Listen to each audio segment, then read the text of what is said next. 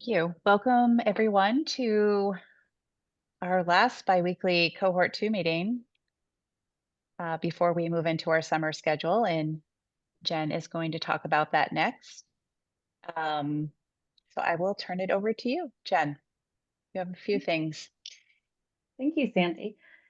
So in the agenda, I included a link for the fall meeting schedule. If you could just fill out that survey, and then we'll have a better idea of what date and time will work best for all of you for starting back up in September. You all have been wonderful about forwarding the BDI Daisy sign up link to everyone. Please, it's filling up, so that's awesome. If you have others that come on board throughout the summer, please reach out. I'll be happy to get them signed up. I also included the CDS to SAU resource folder in the Google Drive, which we keep updating and adding in new information. I'll keep posting it in our agenda as I know everyone gets busy and we lose track of where we place things. I did the same thing. Sandy said to send it to me like 6 times. So as I keep forgetting where I'm putting it. So we'll, when the summer meeting schedule, you all should have links on your calendar for July 16th and August. Not positive on that date. Let me take a quick peek. I believe it's August 13th is the date for our meeting. We will have office hours during the summer as well, and those I have sent out links as well, but I will resend to the group so everyone's aware. And July child count is coming up. I will be doing it for you for this first quarter.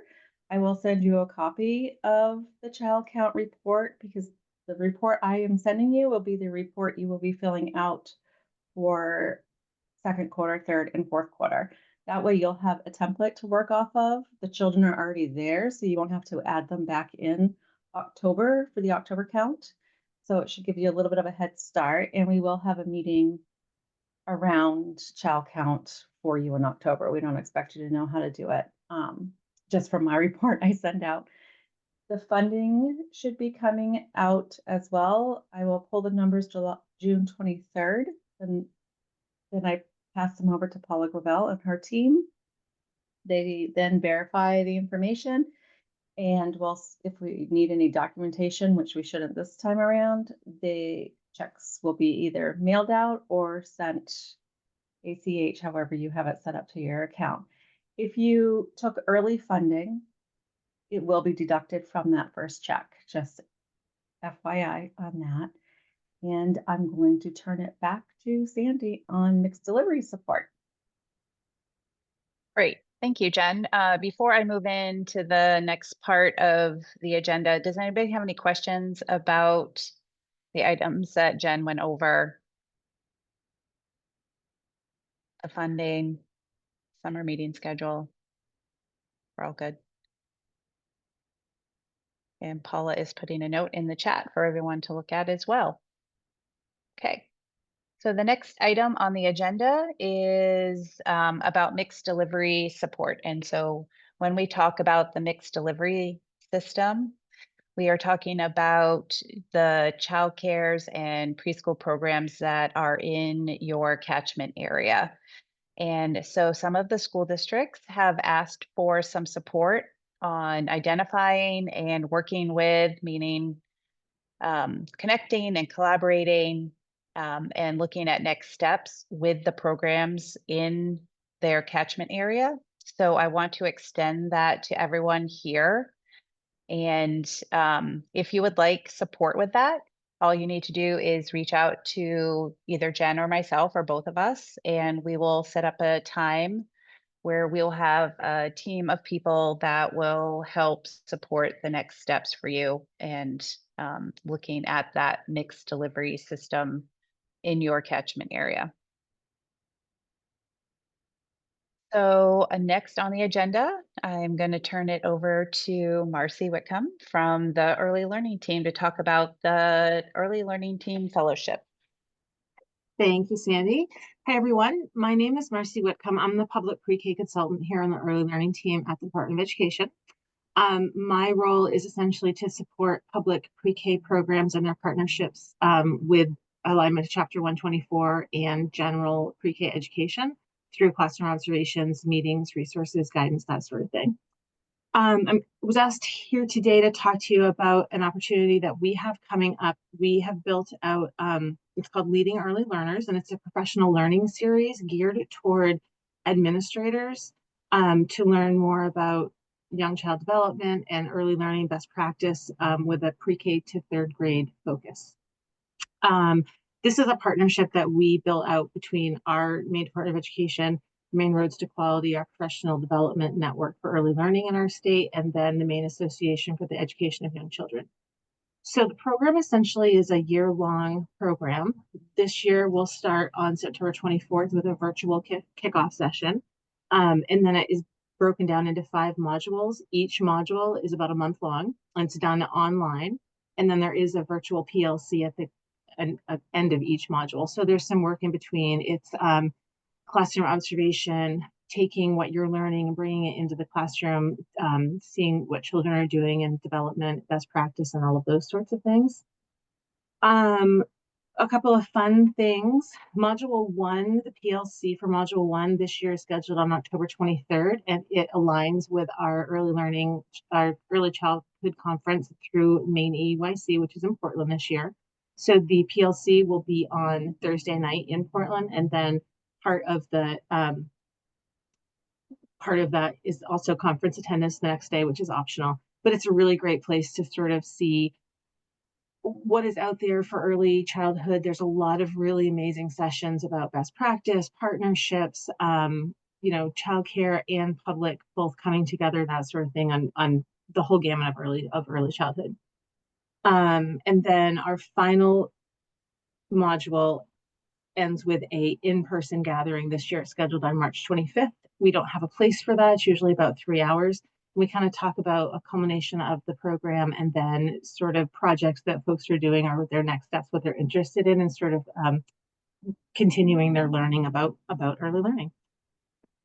So like I said, the audience is kind of geared toward administrators, but we also sort of ask or recommend that administrators aren't coming into this alone and maybe bringing 1 or 2 people with them. So maybe a team of people throughout your school, your SAU, who might be interested in learning all of this together and sort of implementing the learning together. The intended outcomes are increased knowledge about early childhood development and pedagogy in your schools if you're bringing pre-K in, but even up through 3rd grade, because early childhood is birth through 3rd grade technically.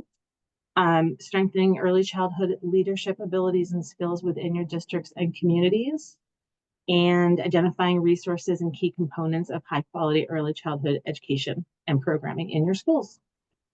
There is a small cost. It's about $200, and that covers the kickoff meeting, the modules, the facilitated PLCs, the optional conference attendance, and then final gathering and materials throughout. We do have a couple of readings that we send out that are amazing if you're looking for child development in early childhood. That's kind of that opportunity in a nutshell. I'm going to go ahead and throw an informational page link into the chat, and in that we'll have all of the dates, a lot more information, and then there's also a link to applications in there what I'm going to put in the chat, and then there's a reach out contact person would be Leanne Larson, and her email is in that also. So while I do that, are there any questions about that opportunity that I can answer?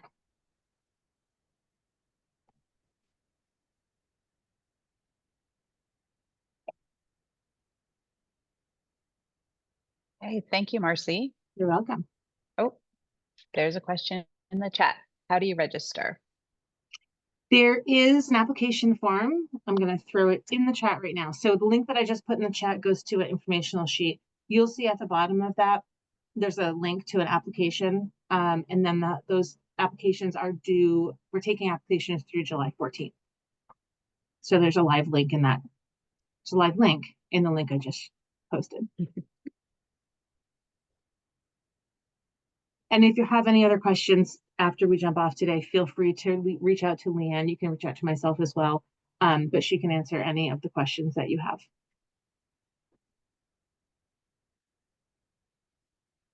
Okay, great. Thank you. The next item on the agenda is the Early Childhood Special Education Fiscal Application that we sent out. We sent that out to both Cohort 1 and Cohort 2 schools, and there've been a couple questions. Some districts have wanted to know, do we have to fill this out? And the answer is no. You would only fill that out if you were requesting funding for a larger one-time kind of expenditure to prepare for taking on early childhood special education. So we've had requests in the past, and we have been talking about this application that we've been creating to make sure that we're gathering all the information that we need.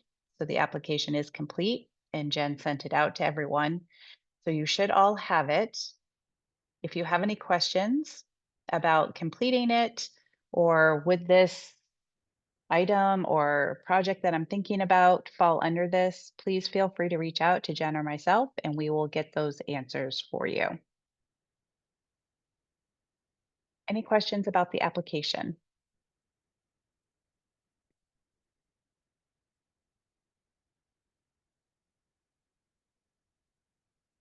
No? Okay. So the next thing that I wanted to talk about was there's just been a little confusion out in the field about MOUs.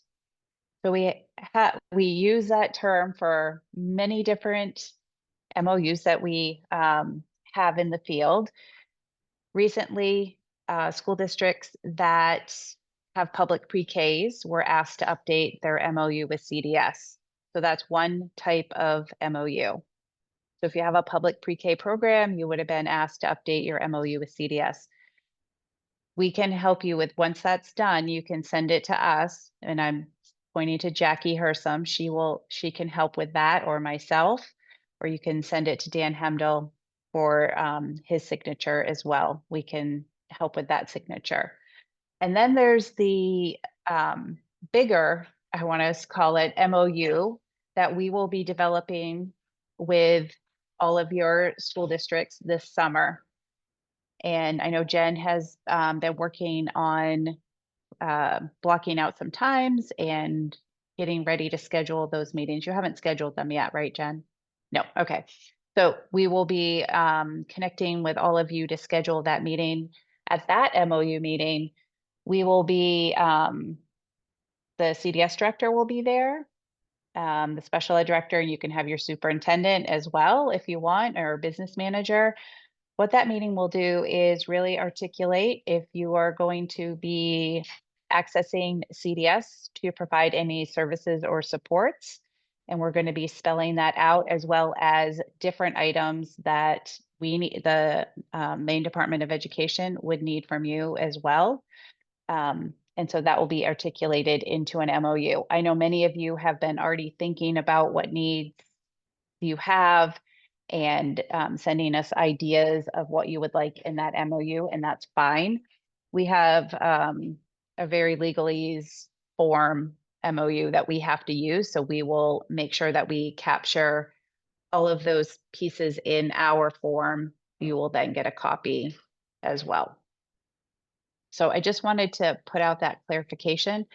And then, as you saw in the chat, there was a request for an MOU template that a school district could use with someone in the mixed delivery system. So we have, that is another MOU that we have out there as a template, which we have in our resource folder. So if you want to set up an agreement with a contracted provider or childcare or preschool in your area, there's some templates in there on the pieces of information that you could gather to put in that agreement.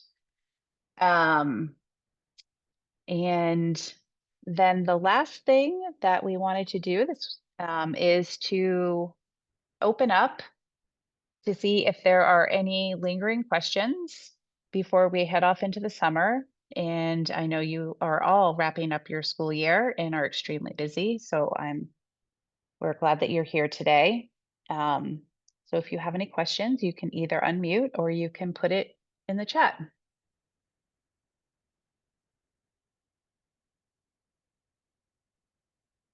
Oh, okay. I see. I just opened the chat. Yes, we will be reaching out to set up the MOU meetings. Our goal is to do those in July. Correct, Jen? Yes. Yeah. Mid-July through, I believe we have dates all the way through the end of July. And then Michelle, you asked if you can opt out of taking over 3-year-olds this coming year. That was an option.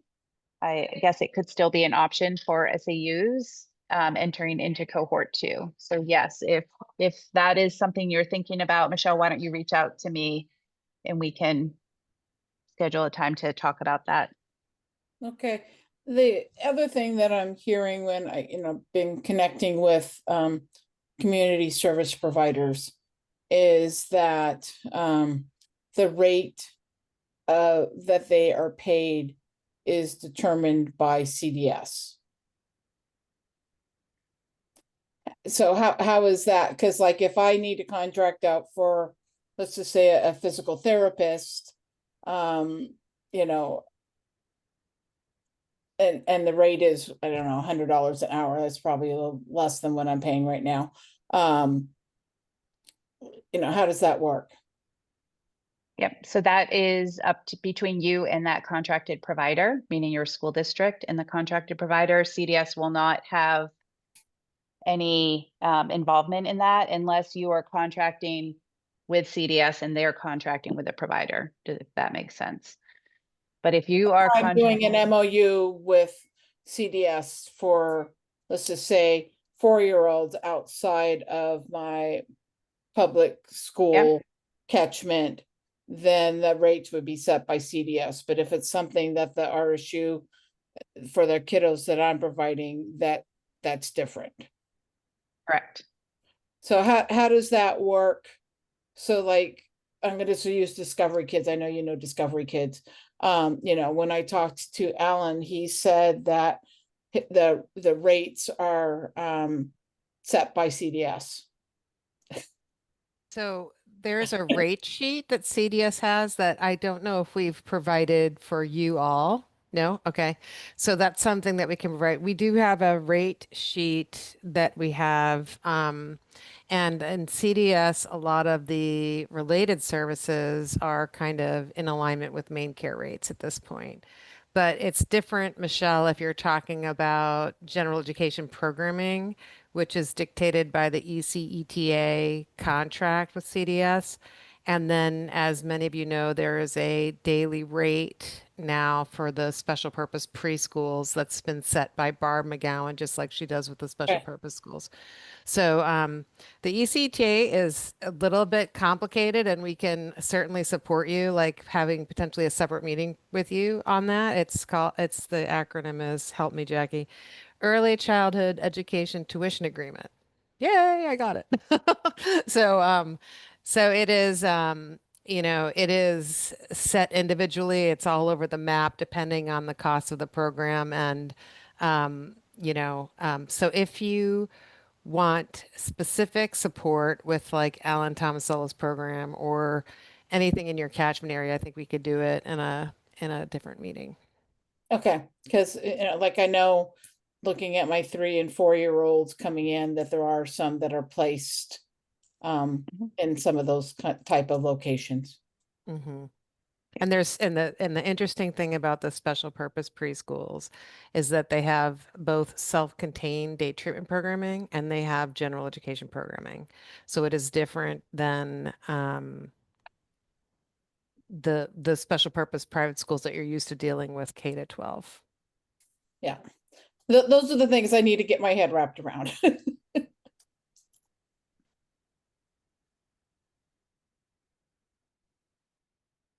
There's another question. Do we bill Maine Care if we are getting funding for the students this year? You're not required to bill main care, but if you would like to, then we can help you with that as well. So Sandy, if we do, provide services and we do bill main care, are we going to capture the seed money on like the EFSO 4AB or a different form? So we don't have to pay the seed money on that? Nope. You do not.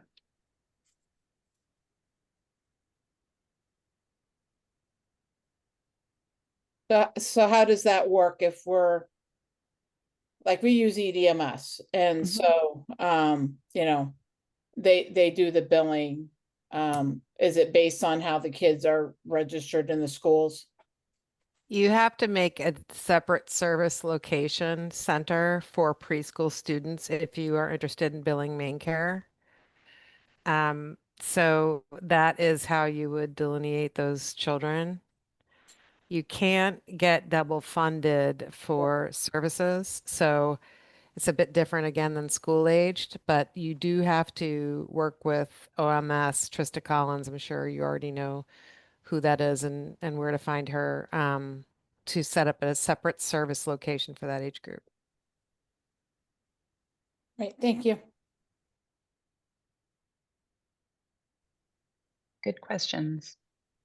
Sheila, do you want me to? So, what should we do if we feel we need more guidance with the funding application? I would say schedule a meeting with Sandy. Yep. Yep. Reach out and we'll set up a meeting.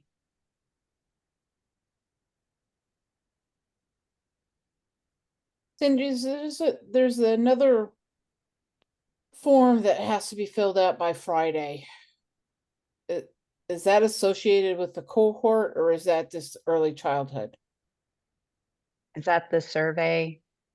Yeah, yeah, That is the preschool readiness assessment, the self-assessment. yes. That's why it's due Friday, yeah.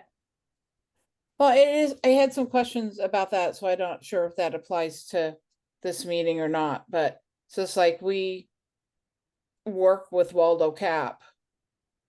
And so that, they provide the programming, so they're not the RSU 71's preschools. That they're not our programs, they're just housed in our programs. Oh, have you looked at the readiness form at all? I Did you- have, so there, some of it, some of it, I could be marking it as that, we're developing or whatever the Mhm. beginnings of that is, because we don't have those programs. We don't run the programs, we just house the programs. Right, so you could either sit down with somebody from Waldo County Head Start and complete that, or you could do it based on your knowledge of the preschools. You could also engage your elementary principals to help with that. We're just trying to get an overall picture of where you're at, where your district is at. It helps us look to see what your professional development needs are, or if you need any specific technical assistance. All right, thank you. Mhm.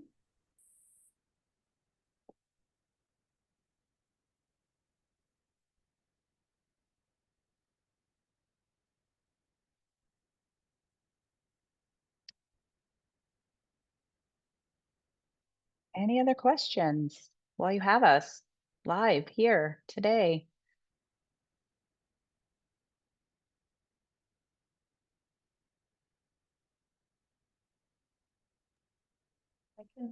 I will send the rate sheet out to everyone tomorrow morning or tonight. I'll try to get to it before I'm done for the day, but I will definitely get it out to all of you.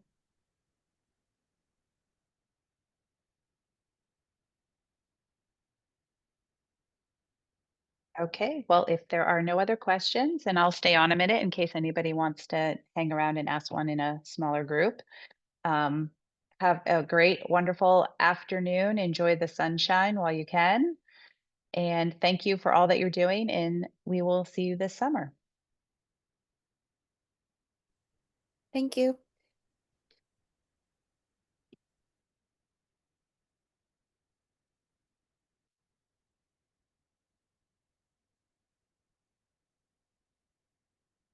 And Sheila, I'm sending you my email in the chat.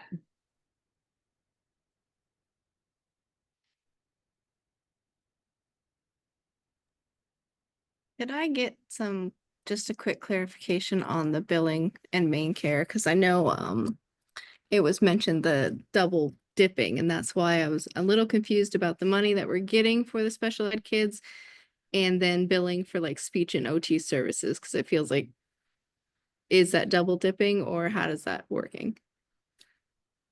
Yep. So you will not get the money from main care billing, Okay. if that It will makes be sense. adjusted, so Yeah. any revenue that you're getting from main care will be adjusted um, in your, in your allocation. Okay. So it's be kind of pointless to do it for pre-K.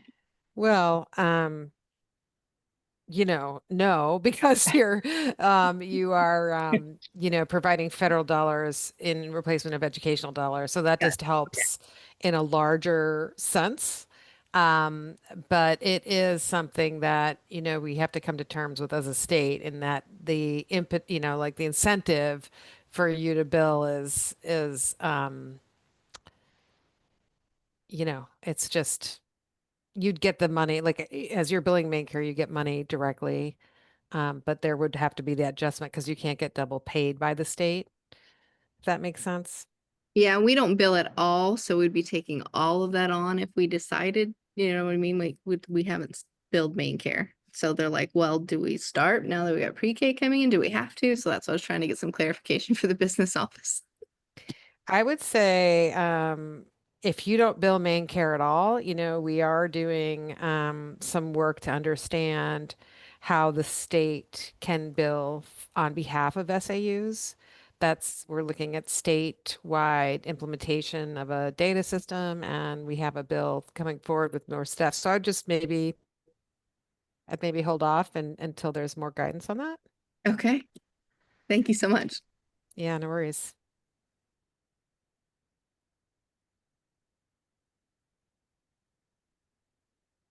Any other questions? Say hi to Natasha. Good to see your name on the screen. Do you know Natasha Winslow? I do. We used to work together in Holton. Oh my goodness. She's now at Southern Heuristic. Maybe she's not even there. Wow. Maybe she just has her computer on and she's, Yeah. doing something else. Oh, she said hi.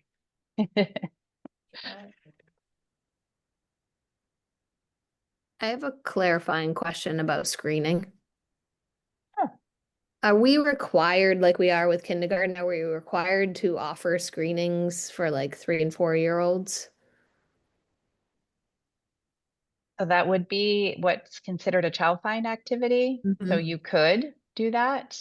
Okay, but it's Yep. not a requirement. So if we were like to this first year just to put out, like try to advertise and put out to doctors' offices and we could start that way rather Mhm. than having to do a screening. And then could we, so as part of our child find, we could just change our like screenings that we do just for 5-year-olds and we could invite the other ones come the spring when we do that.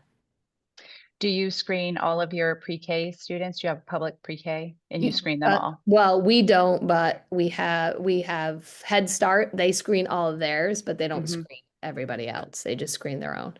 Right. Okay. Yeah. So some of the districts in cohort 1 have done, like, let's say on an early release day, Mhm. they'll invite families to come in to do a screening, or it could be part of what you put out to doctors' offices that they can make an appointment for a screening. CDS used to do screenings all the time, and they kind of got away from that. But that is one way that you can, um, engage in those child find activities. Mhm. So we could offer that as part of our because we do before kids come into kindergarten. So the preschoolers, we do have like Mhm. 2 days of screening. So we could just combine those other kids with that screening. Yes. And if you did have a collaboration with, let's just say, a preschool or a center-based childcare, you could also work with them to do Yeah. some screenings as well at their at their place. Yeah, yeah, Yeah. okay. Yeah. And one other question, non-related to that, but, so currently in the school, we have 45 school days to do evaluations, but I know CDS has the 60-day timeline. Are we following the 60-day timeline? Hmm. Yes, So we it are. requires us to have staff over the summer then, in some cases. Okay, Yes. Yep. Or contract out with someone. yeah, Yeah. For one of our cohort 1 schools, they're doing an MOU for the summer mhm, for CDS to do that for them. okay, So that if you won't have probably as many during the summer, but you have to be prepared for that. So if you don't have staff that are willing, or you can't pay them, I guess you can pay them, but do you know what I mean? I know it's also hard to get staff in the summer. yes, You could work with CDS to do that. okay. All right, and another question about the age, so are we responsible once they turn 3, or that we've heard like 2.6, 2.8? What is the responsibility as far as servicing them? Is it 3? 3. So you Okay. It is. service. If a referral comes, sorry, Sandy, if a referral Yep. comes into Part C Yeah. and the child's 2.8, they will push it onto the SAU. Because at that Yep. point, they don't have the time The requirement time. to. Yep. Sorry. Okay, that makes sense. All right. We were just confused by that. Yeah. And if there's a student that's currently in Part C, then they're responsible. Are we supposed, we started holding transition meetings or transfer meetings or whatever for next year. They're responsible for setting that up and notifying us, correct? Of like, hey, we have this student, they're going to be now transferred to you. So just like what we do now with the 4 and 5-year-olds. Okay. Correct. It's a Yeah. little different, I will say, because there's first a meeting where, because parents have the right to opt out of going on to referral Okay. for Part B. So what happens is there's 3 different meetings that happen in that 2 to 3 year birthday range. In the first one, you'd be invited to understand there's a child who the parent is going to refer. And then there's a meeting where CDS Part C has a part of it, and then at that point, there's a meeting for you as a Part B to do a referral for the child in special education. So sometimes the child in Part C already clearly has a qualification of something, and you don't need to do extensive evaluations, Okay. but you may have to provide evaluations. But it's important to know that the referral to Part B from Part C is your responsibility and not Part C's. But you'll get plenty of connection with Part C in advance of this, and you'll get also training on the C to B transition because it is something that, all of our SAUs have before they've taken on this FAPE obligation have never done before. Right. Okay. Do You you get a know lot what, of handholding. when we're going to get trained on any of that? I don't, but I'm sure it will be, we do have the training. So I'm thinking that, I don't know, Sandy, if you've Yeah. probably the summer. No, I actually think we've already provided that, and I can direct you either to the website, or could you just share with me your email? We will send you the recording. or the Okay. link to it. You want me to just put it in the chat? Yeah. Okay.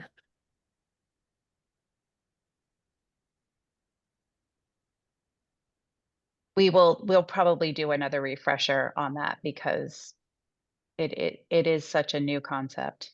Yeah. Well, we talked to CDS and they don't, the people that we've dealt with, they seem to be kind of confused about the process. They said we were the only people in their area that reached out to them and asked to have meetings so that we could learn about the kids that are, What is the CDS site that you're working with, I Jennifer? guess it's Oxford, I think. First Step, We're in the Oxford Okay. School District, so, All right. I mean, not Oxford, County. Okay. Opportunities. Opportunities. And that makes sense a little bit as they haven't had anyone in the cohort yet. So Right. It'll be a learning curve for them as So they'll well. be like, why are you talking to us? Oh yeah, we Yeah, have pretty to. much. Yeah, they're pretty much seem Yeah. confused. So we are going to be providing, some support there as well, just so you know. But you're Yeah. right to reach out because Absolutely. there are children that they're seeing that there's going to, and I'll have to remember who's the Part C because there's a early intervention program manager at CDS Mhm. who should be well aware of this happening. So I'm not sure who you spoke with. Like, if it was a program manager for Part B, they might not be as familiar. So I'll check in with them and just see if there's anything Okay. we can do to support. All right. Great. But that's very proactive of you, by the way. Yeah. I love it. Trying to figure it out. Yeah, no, it's a lot, and I think I know I it's all new. Yeah, and I mean, I think in general, I mean, we've got a great Head Start program, so we've got 3-year-old program and then a 4-year-old program. So I think, most of the kids that have been identified are in those programs, which is good. That Mhm. helps us a lot because they're right on our same campus. So, Nice. yeah. All right. Well, thank you.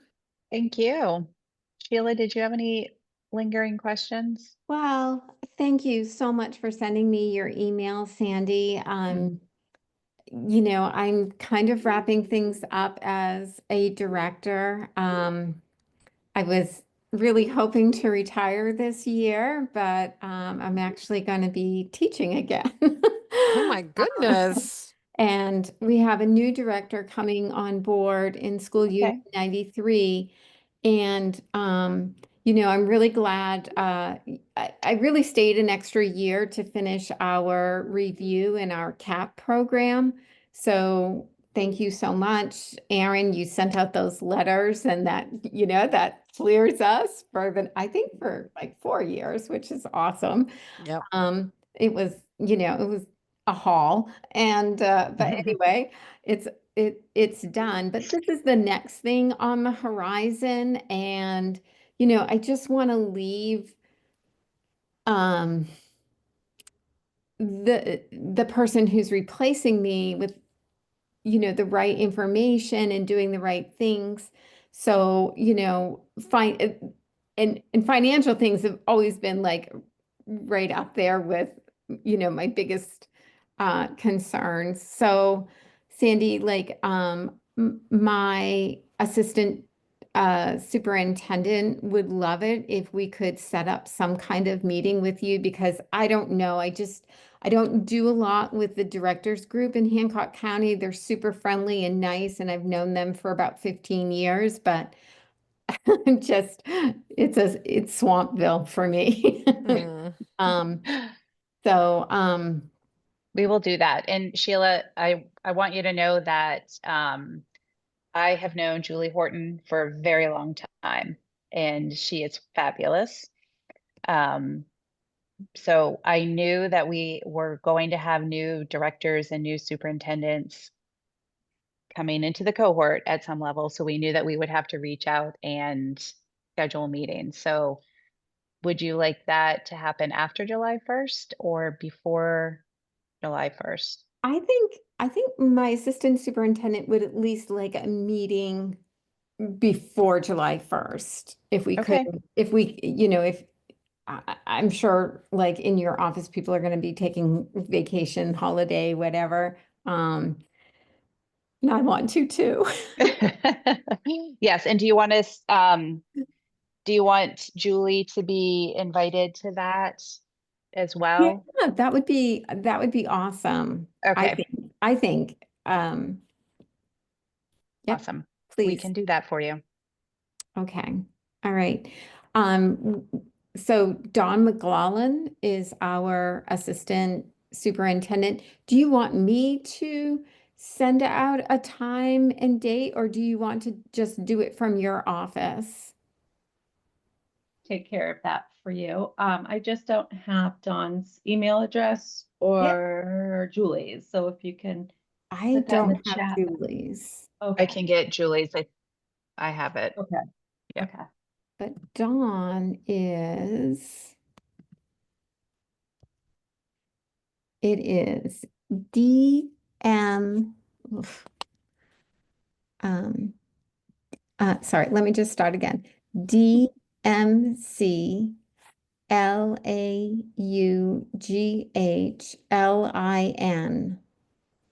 at schoolunion93.org.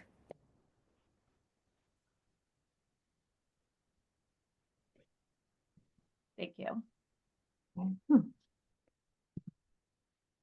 So Sheila, you're going back into the classroom? I am. Special education? Yes. Yay. Going to Good. be teaching grades 5 and 6.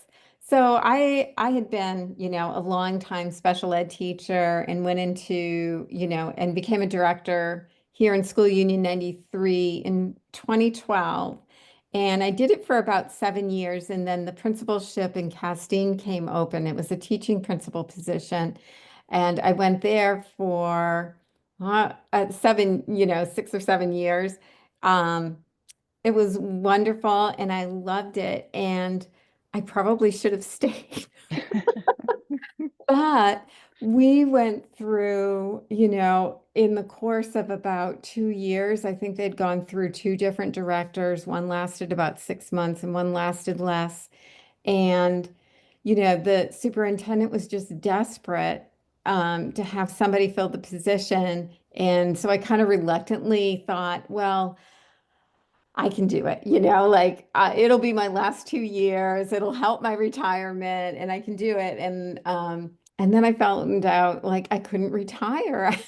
So after 2 years, and I just, Oh, no. I really just don't have enough left in me to keep being a director. It's, It is it's very a special exhausting cup of job. tea. Mhm.